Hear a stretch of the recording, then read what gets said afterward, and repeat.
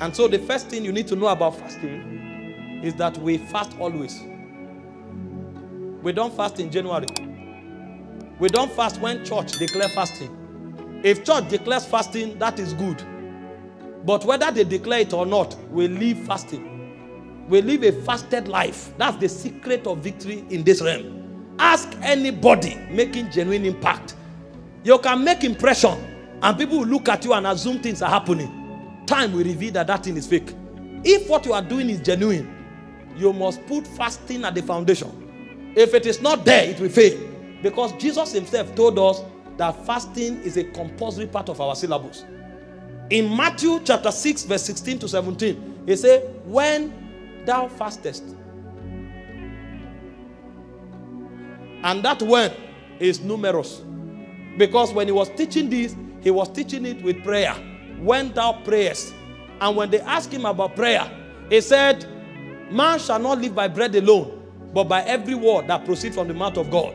And when he was praying, he said, give us this day our daily bread. So if you eat bread daily, you pray daily. If you pray daily, then you fast daily. How do you fast? Number one, when you fast, basically fasting, like you know, is to starve yourself from distraction, including food, in order to seek God. That's what fasting is.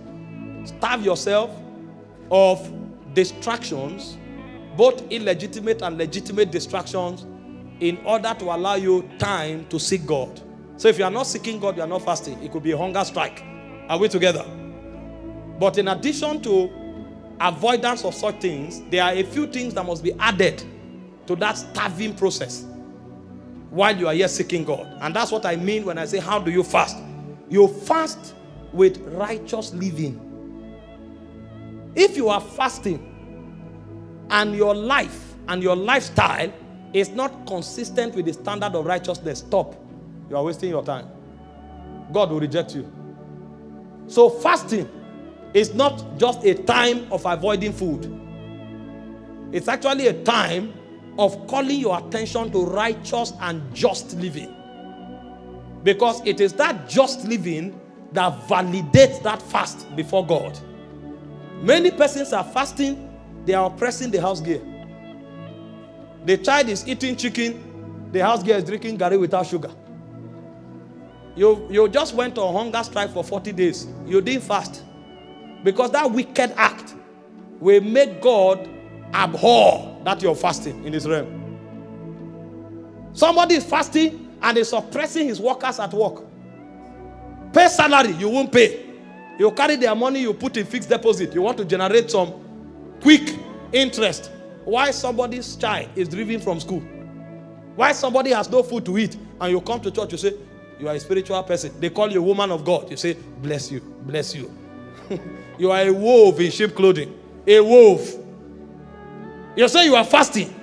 Somebody is laboring, trying to make progress in life, and you are doing everything possible to stop that person.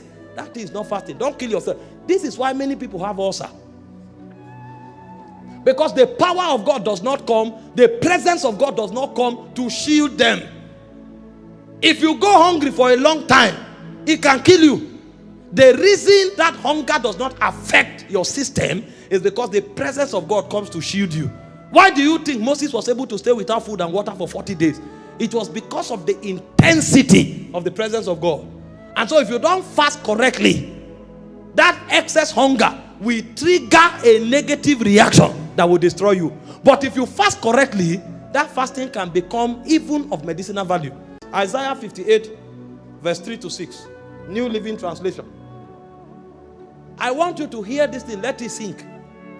So you don't just know it, but you practice it. Get me the scripture quickly. Isaiah 58 verse 3 to 6.